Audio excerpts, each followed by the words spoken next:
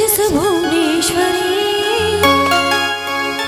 ಧರೆಯೊಳಗವ ತರಿಸಿ ನೀ ಧರೆಯು ಧರಿಸು ತಾಯಿ ಕರುಣಾಮಯಿ ರಕ್ಷಿಸು ಭುವನೇಶ್ವರಿ ತಾಯಿ ಕರುಣಾಮಯಿ ರಕ್ಷಿಸು ಭುವನೇಶ್ವರಿ ಧರೆಯೊಳಗವ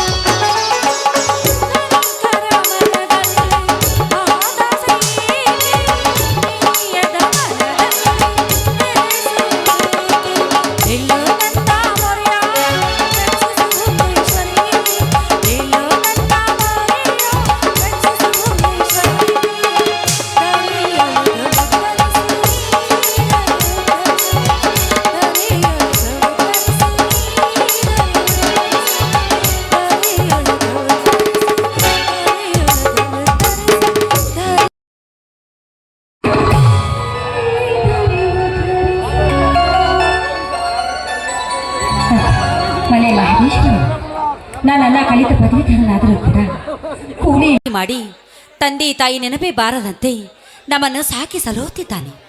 ತನ್ನ ತಮ್ಮನೊಬ್ಬ ದೊಡ್ಡ ಅಧಿಕಾರಿಯಾಗಲಿ ಅಂತ ಕನಸು ಕಾಣುತ್ತಿದ್ದಾನೆ. ನನ್ನನ್ನು ಆದಷ್ಟು ಬೇಗ ಅವನ ಕನಸನ್ನು ಸಾಗುವಂತೆ ಅನುಗ್ರಹಿಸು ತಂದೆ, ಅನುಗ್ರಹಿಸು.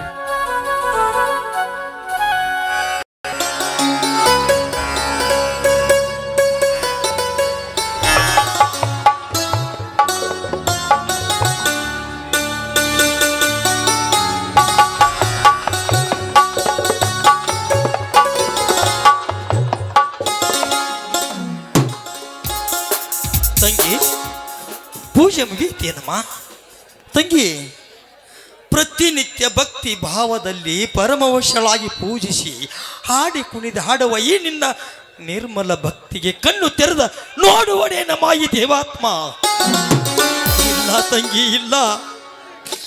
ನಮ್ಮಂತ ಬಡವರನ್ನಲ್ಲೂ ಕಣ್ಣ ತೆರೆದು ನೋಡುವುದಿಲ್ಲವಮ್ಮ ಈ ದೇವರು. ಕಣ್ಣು ತೆರೆದು ಅಣ್ಣ, ನೀನು ತಿಳಿದುಕೊಂಡ ಹಾಗೆ ಇಲ್ಲ ನಾ ಈ ದೇವರು.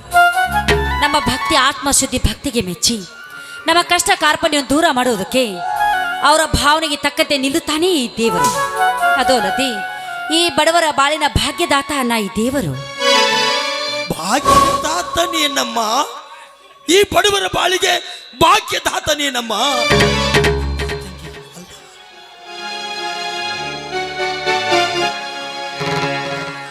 ಆ ರುದ್ರೇಗೌಡನ ಕಪಟ ಕುತಂತ್ರಕ್ಕೆ ಸಿಲುಕಿ ನನ್ನ ತಂದೆ ತಾಯಿಗಳು ಬೆಂಕಿಯಲ್ಲಿ ಸುಟ್ಟು ಭಸ್ಮವಾದರು. ಅದು ಅಲ್ಲದೆ ನನ್ನ ಆಸ್ತಿಯನ್ನು ಎತ್ತಿ ಹಾಕಿ ನಮ್ಮಣ್ಣನ್ನು ದಿಕ್ಕಿಲ್ಲದ ಅನಾಥನಾಗಿ ಮಾಡಿಬಿಟ್ಟ ಆ ವಂಚಕ. ಅದಕ್ಕಾಗಿ ನಾವು ಬಡತನದ ಬೇಗೆಯಲ್ಲಿ ಬೆಂದ ನಮ್ಮ ಬಾಳಿಗೆ ಭಾಗ್ಯದಾತನೇ ನಮ್ಮ ಈ ದೇವರು. ಹಾಗೆಲ್ಲ ಅನ್ಬಾರ್ದನ. ಆಪತ್ತಿನ ಕಾಲದಲ್ಲಿ ದೇವರನ್ನು ನಿಂದಿಸಿ ಸಂಪತ್ತಿನ ಕಾಲದಲ್ಲಿ ಆ ದೇವರನ್ನು ಹೊಗಳುವುದು ಮನುಜರ ಲಕ್ಷಣವಲ್ಲ ಅಣ್ಣ. ಯಾಕಂದ್ರೆ ಬಡತನವಿರಲಿ ಸಿರಿತನವಿರಲಿ ಪಾಲಿಗೆ ಬಂದದ್ದು ಪಂಚಾಮೃತ ಅಂತ ಸ್ವೀಕಾರ ಮಾಡ್ಬೇಕನ್ನ ಅಣ್ಣ. ಆ ದೇವರ ದಯ ಒಂದಿದ್ರೆ ಸಾಕು. ಈ ಬಡತನ ಭೂತವನ್ನು ನಾವು ಮೆಟ್ಟಿ ನಿಲ್ಬಹುದನ್ನ. ನೀನೇನು ಚಿಂತೆ ಮಾಡಬೇಡಣ್ಣ, ಚಿಂತೆ ಮಾಡಬೇಡ. ತಂಗಿ, ನಿನ್ನ ಒಂದೊಂದು ಮಾತು ನನ್ನ ತಾಯಿಯ ನುಡಿ ಮುತ್ತುಗಳಿದ್ದ ಹಾಗೆಯಮ್ಮ. ತಂಗಿ, ಪ್ರಾಪ್ತ ವಯಸ್ಸಿನ ಹರೆಯದ ನವತರುಣಿಯಾದ ನಿನಗೆ ಒಂದು ಮೊದಲು ಒಳ್ಳೆಯ ಮುತ್ತಿನಂಥ ವರವನ್ನು ಶೋಧಿಸಿ ನಿನಗೆ ಕನ್ಯಾದಾನ ಮಾಡಿದ್ದೇನೆಂದರೆ ಮುಗಿಯಿತಮ್ಮ. ನನ್ನ ಹೆತ್ತವರ ಆತ್ಮಕ್ಕೆ ಚಿರ ಶಾಂತಿ ಸಿಗುವುದು. ಅಣ್ಣ, ಹೆತ್ತವರ ಆತ್ಮಕ್ಕೆ ಚಿರಶಾಂತಿ ಕೊಡಿಸುವ ಸಲುವಾಗಿ ಹಗಲು ರಾತ್ರಿ ಏನಾದ್ರೂ ಶ್ರಮ ಪಟ್ಟು ದುಡಿದು ನನ್ನ ಕೊರಳಿಗೆ ತಾಳಿ ಕಟ್ಟಿಸಿ ಪತಿ ಮನೆಗೆ ನನ್ನನ್ನು ಸತಿಯನಾಗಿ ಕಳಿಸಿಕೊಡ್ಬೇಕಂತ ಸಿದ್ಧನಾಗಿರುವೇನು? ಯಾಕನ್ನ ಇಷ್ಟು ಬೇಗ ನಾನು ನಿನಗೆ ಬೇಸರವಾಗಿ ಹೋದ್ನೇನನ್ನ? ತಂಗಿ, ಇನ್ನೊಮ್ಮೆ ಈ ರೀತಿ ಮಾತನಾಡದಿರುವಮ್ಮ. ನೀನು ನನಗೆ ದೇವರ ಕೊಟ್ಟ ತಂಗಿಯಮ್ಮ.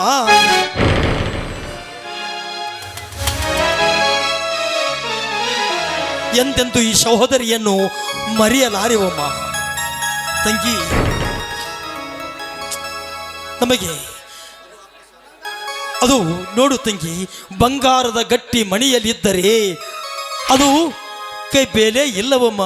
ಅದು ಅಕ್ಕ ಸಾಲಿಗನ ಸುತ್ತಿಗೆಯ ಪೆಟ್ಟಿಗೆ ಬಾಗಿ ಒಡವೆಗಳಾದಾಗ ಅದನ್ನು ಸ್ತ್ರೀಯರ ತನ್ನ ಮೈ ಮೇಲೆ ಅಲಂಕರಿಸಿದಾಗ ಅದಕ್ಕೂ ತಕ್ಕ ಬೆಲೆಯಮ್ಮ.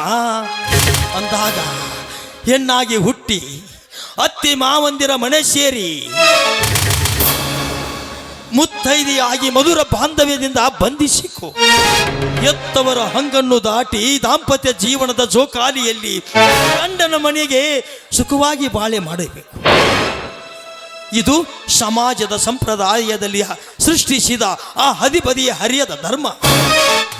ತಂಗಿ, ನನಗೆಷ್ಟೇ ಬಡತನವಿರಲಿ ನಿನ್ನನ್ನು ಅದ್ದೂರಿತನದಿಂದ ಮದುವೆ ಮಾಡಿಕೊಡುವ ದಿಟ್ಟ ಛಲ ಈ ನಿನ್ನ ಅಣ್ಣನಿಗಿದೆಯಮ್ಮ. ನಿನ್ನ ಅಣ್ಣನಿಗಿದೆ. ಅಣ್ಣ, ಈ ನಿನ್ನ ದಿಟ್ಟವಾದ ಛಲವನ್ನು ಕಂಡು ನನಗೆ ತುಂಬಾನೇ ವ್ಯಥೆ ಆಗ್ತಾ ಇದೆಯಣ್ಣ. ತಮ್ಮನ ಓದಿನ ಸಲುವಾಗಿ ಈಗಾಗಲೇ ಸಾಕಷ್ಟು ಸಾಲ ಮಾಡಿಕೊಂಡಿದ್ಯಾ.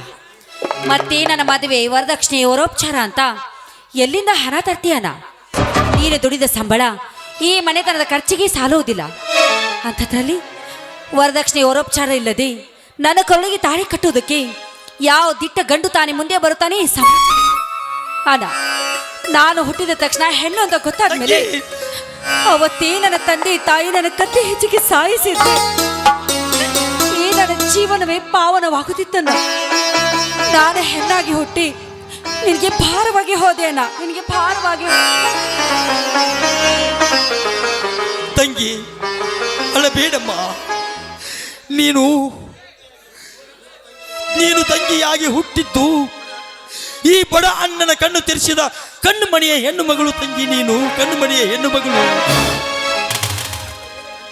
ನೀನು ಕಣ್ಣೀರು ಹಾಕಿದಷ್ಟು ಈ ನಮ್ಮ ಬಡತನ ದಾರಿದ್ರತೆ ಹೆಚ್ಚಾಗುತ್ತದೆ.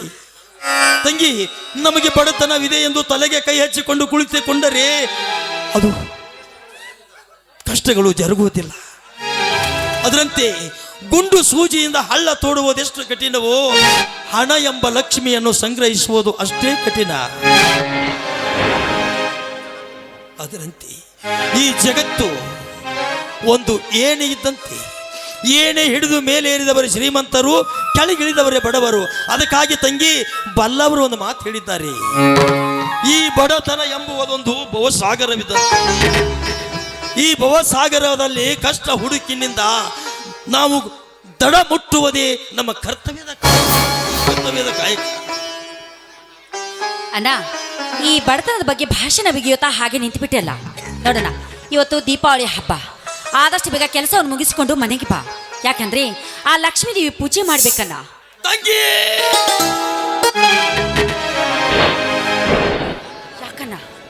ಯಾಕನ ಒಂಥರನಾಗಿ ಕಿರ್ಚುತ್ತಿರುವೆ? ತಂಗಿ, ಲಕ್ಷ್ಮಿ ಪೂಜೆ ನಡಿಕೊಡುದಮ್ಮ ನಮ್ಮ ಮನೆಯಲ್ಲಿ. ಎಲ್ಲರೂ ಉತ್ಸಾಹದಿಂದ ಹೊಸ ಬಟ್ಟೆ ಹಾಕಿಕೊಂಡು ಆ ಲಕ್ಷ್ಮೀ ದೇವಿ ಪೂಜೆ ಮಾಡಿ ಪಟಾಕಿ ಸದ್ದಿನಲ್ಲಿ ನಕ್ಕು ನಲಿಯುತ್ತಾರೆ. ಆದರೆ ನಮಗೆ ಅದೃಷ್ಟ ಇಲ್ಲ ಅಂತ ನೋಡ್ತಾ ಸುಮ್ಮನೆ ನಿಂತುಕೊಳ್ಬೇಕೆ? ನಾನು ಲಕ್ಷ್ಮೀ ದೇವಿ ಪೂಜೆ ಮಾಡ್ತೀನಿ ಎಂದಕ್ಷಣ ನೀನು ಯಾಕೋ ಆ ಗೌರವದ ಮಾತನ್ನ ಹೇಳಿದೆಯಲ್ಲ, ಯಾಕನ್ನ? ಇದು ಗೌರವದ ಮಾತಲ್ಲ ಸವಿತಾ, ಇದ ಗೌರವದ ಮಾತಲ್ಲ ತಂಗಿ. ಇದೇ ದೀಪಾವಳಿ ದಿನದಂದು ನೀನು ಹುಟ್ಟಿದ ಸಂತೋಷ ಒಂದು ಕಡೆ, ಆದರೆ ದುಃಖ ಇನ್ನೊಂದು ಕಡೆ ಅಮ್ಮ. ಆದರೆ ನೀನು ಹುಟ್ಟಿದ 2 ವರ್ಷಕ್ಕೆ ಇದೇ ದೀಪಾವಳಿ ದಿನದಂದು ಆ ರುದ್ರೇಗೌಡನ ಕೃತಿಗೆ ಸಿಲುಕಿ ನನ್ನ ಎತ್ತವರು ಶಿವನ ಸಾನ್ನಿಧ್ಯ ಸೇರಿದರು. ಅದಕ್ಕಾಗಿ ಲಕ್ಷ್ಮೀ ಪೂಜೆ ಎಂದರೆ ನನಗೆ ಅದು ದಿನದ ನೆನಪು. ನನ್ನ ಹೃದಯದಲ್ಲಿ ಸತ್ತ ತಂದೆ ತಾಯಿಯ ನೆನಪು ನನ್ನ ಹೃದಯದಲ್ಲಿ ಹೇಳುತ್ತಿದೆಯಮ್ಮ. ಆದರೆ ಏನು ಮಾಡುವುದು ತಂಗಿ? ನನ್ನ ನಾಡಿಗಳಲ್ಲಿ ಶೇಡಿನ ಕಿಡಿ ಪುಡಿದೇಳುತ್ತಿದೆ. ಆದರೆ ಏನು ಮಾಡುವುದು ತಂಗಿ? ನಿನ್ನ ತಾಯಿ ಪ್ರಾಣ ಬಿಡುವ ಮುಂಚೆ ನನ್ನ ಕಡೆಯಿಂದ ವಚನ ತೆಗೆದುಕೊಂಡು ಪ್ರಾಣ ಬಿಟ್ಟಳು. ಅದು ಏನೆಂದರೆ, ನೀನು ಆ ಕೊಲೆಗಾರನನ್ನವಾಗಿ ಜೈಲು ಸೇರಬೇಡ, ಅನಾಥನಾಗಬೇಡ ಎಂದು ಹೇಳಿದಳು. ಅದಕ್ಕಾಗಿ ಸುಮ್ಮನೆ ಹೋಗಲಿ ಬಿಡು ತಂಗಿ. ಎತ್ತವಳ ಪ್ರಾಣಕ್ಕೆ ಕಂಟಕನಾದ ದೈತ್ಯ ರುದ್ರೇಗೌಡನ ರುಂಡವನ್ನು ಚೆಂಡಾಡಿ ನನ್ನ ಹೆತ್ತವರ ಆತ್ಮಕ್ಕೆ ಚಿರಶಾಂತಿ ಕೋರುತ್ತಿದ್ದೆ. ಹೋಗಲಿ ಬಿಡು ತಂಗಿ. ನಮ್ಮ ಅದೃಷ್ಟದ ಆಶ್ರಯ ಹೀಗೆ ಇರುವಾಗ ಯಾರೇನು ಮಾಡುವರು? ಅಣ್ಣ, ನಡೆದು ಹೋದ ಘಟನೆಯನ್ನು ಯಾಕನ ಮೆಲುಕು ಹಾಕುವೆ? ಯಾಕಂದ್ರೆ ಅವರ ಹಣೆ ಬರಹದ ವಿಧಿ ಲಿಖಿತ ಅಷ್ಟೇ ಇತ್ತು, ಅದು ನಡೆದು ಹೋಯ್ತು. ಅದನ್ನ ದೀಪಾವಳಿ ಹಬ್ಬದ ಮೇಲೆ ಯಾಕನ ಹಾಕುವೆ?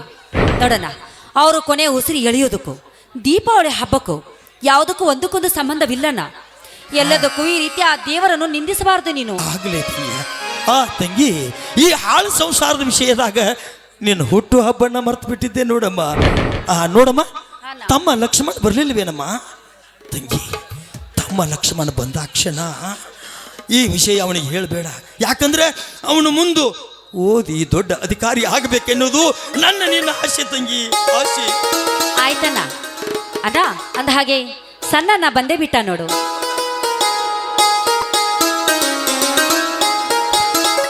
ಅಣ್ಣ ಆಶೀರ್ವಾದ. ಎದ್ದೇಳು ಲಕ್ಷ್ಮಣ. ಹಿಂದೆ ರಾಮನಿಗೆ ಲಕ್ಷ್ಮಣವಿದ್ದಂತೆ ಈ ಕಲಿಯುಗದಲ್ಲಿ ನೀನು ಕೀರ್ತಿಶಾಲಿಯಾಗಿ ಬಾಳಪ್ಪ. ಆಯ್ತಣ್ಣ. ಅಣ್ಣ, ಈ ಸಮಾಜದಲ್ಲಿ ದಿನನಿತ್ಯ ಕೆಳವರ್ಗದ ಜನ ಮೇಲ್ವರ್ಗದಿಂದ ತುಳಿತಕ್ಕೆ ಒಳಗೋಗಿದ್ದಾರೆ ಅಣ್ಣ. ರಾಜಕೀಯ ಪುಡಾರಿಗಳು ಪುಂಡಾಟಿಕೆ ನಡೆಸುತ್ತಿದ್ದಾರೆ. ಪರಕೀಯ ವಿಷ ಜಂತುಗಳು ನಮ್ಮ ದೇಶಕ್ಕೆ ಹಾಗೂ ಬಡವರ ಮೇಲೆ ವಿಷ ಬರಿಸುತ್ತಿದ್ದಾರೆ ಅಣ್ಣ, ವಿಷ ಬರಿಸುತ್ತಿದ್ದಾರೆ. ಇಂಥವರನ್ನು ಮಟ್ಟ ಹಾಕಬೇಕಾದರೆ ಆಕಾರ ಉಕಾರ ಮಕಾರವನ್ನು ಮೆಟ್ಟಿ ನಿಂತು ಓಂಕಾರ ಹೆಸರಿನ ಬದಲಾಗಿ ದುಷ್ಟರ ಸಂಹಾರಕ್ಕಾಗಿ ನಾನು ಪೊಲೀಸ್ ಅಧಿಕಾರಿಯಾಗಿ ಹೋಗೋಣ. ಇದು ನಿನ್ನ ಪಾದದಾನೆ.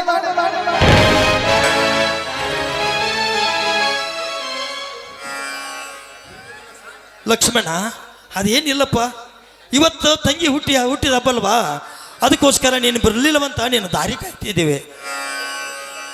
ಹೌದಣ್ಣ, ನನಗೆ ನಿನ್ನೆ ಗೊತ್ತಾಗಿತ್ತು. ಅದಕ್ಕೆ ನೀನು ಕೊಟ್ಟ ಹಣದಲ್ಲಿ ಸ್ವಲ್ಪ ಹಣ ಉಳಿಸಿಕೊಂಡು ತಂಗಿಗೆ ಒಂದು ಸೀರೆ ತಂದಿದ್ದೇನೆ.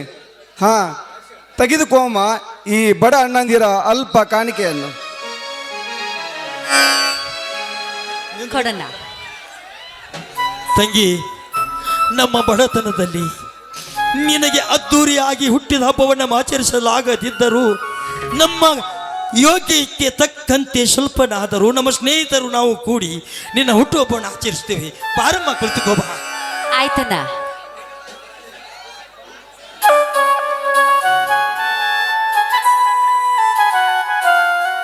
ನನ್ನ ಪ್ರಿಯ ಬಂಧು ಬಾಂಧವರೇ, ನನ್ನ ಕಲಾಭಿಮಾನಿಗಳೇ, ನನ್ನ ಸ್ನೇಹಿತರಾದಂಥ ಎಲ್ಲ ನನ್ನ ಬಾಂಧವರು ಹಾಗೂ ನನ್ನ ತಂಗಿಗೆ ಅಣ್ಣಂದಿರು ಕೂಡ ಬಂದು ಇಲ್ಲಿ ನನ್ನ ತಂಗಿಯ ಹುಟ್ಟುಹಬ್ಬವನ್ನು ಆಚರಿಸಬೇಕೆಂತ ತಮ್ಮಲ್ಲಿ ಕಳಕಳಿಯಿಂದ ಕೇಳ್ಕೊಳ್ತಾ ಇದ್ದೇನೆ. ಬನ್ನಿ.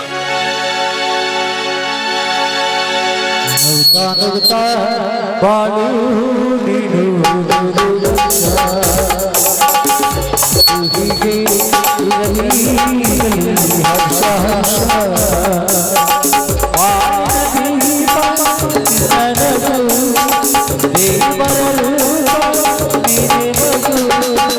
ನಗುತ್ತಾ ನಗುತ್ತಾ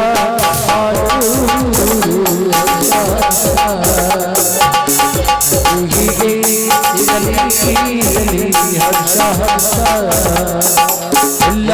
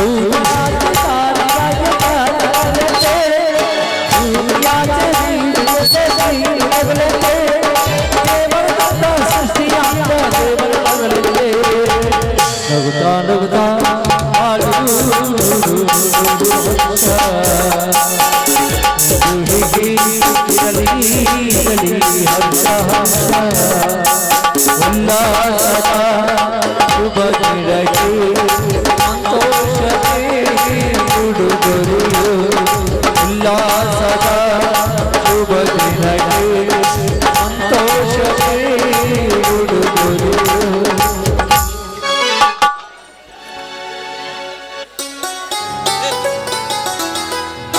ಅಣ್ಣ, ನನಗಂತೂ ತುಂಬಾನೇ ಸಂತೋಷ ಆಗ್ತಾ ಇದೆ. ಆಗ್ಲಿ ಅಮ್ಮ. ನೋಡು, ಈಗ ಸಂತೋಷದಾಗ ಏನಾದ್ರೂ ಈ ಅಣ್ಣಂದರಿಗೆ ಸಿಹಿ ಕಾಣಿಕೆ ಕೊಡೋದಿಲ್ಲವೇನಮ್ಮ? ನಮ್ಮಣ್ಣ ಹೌದಣ್ಣ, ತಂಗಿಯ ಹುಟ್ಟುಹಬ್ಬ ದಿನದಂದು ಒಂದು ಸಂತೋಷದಿಂದ ಹಾಡು ಹಾಡಣ್ಣ. ಆಗ್ಲಿ ತಮ್ಮ. ಆಯ್ತಣ್ಣ.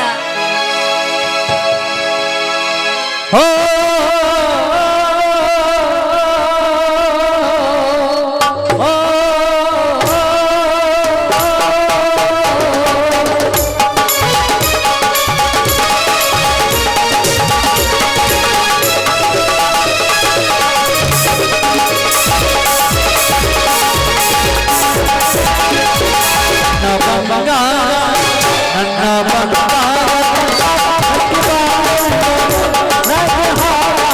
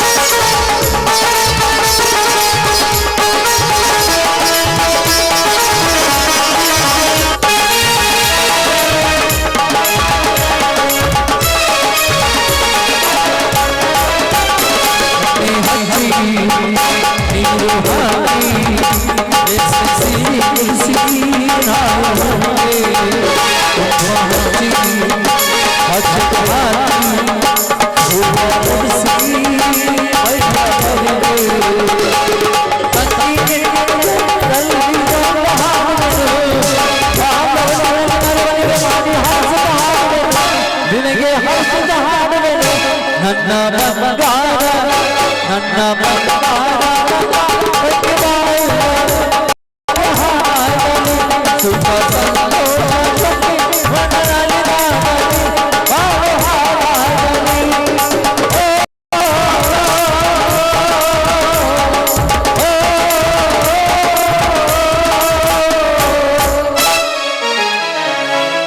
ಅಣ್ಣ ಬನ್ನಿ, ತುಂಬಾ ಹೊತ್ತಾಯ್ತು, ಎಲ್ರು ಸೇರಿ ಊಟ ಮಾಡೋಣ. ನಡಿಯಮ್ಮ, ತುಂಬಾ ಹೊಟ್ಟೆ ಹಸಿತಾ ಇದೆ. ಏನಾದ್ರು ಸರಿ ಬಾ ಅಣ್ಣ.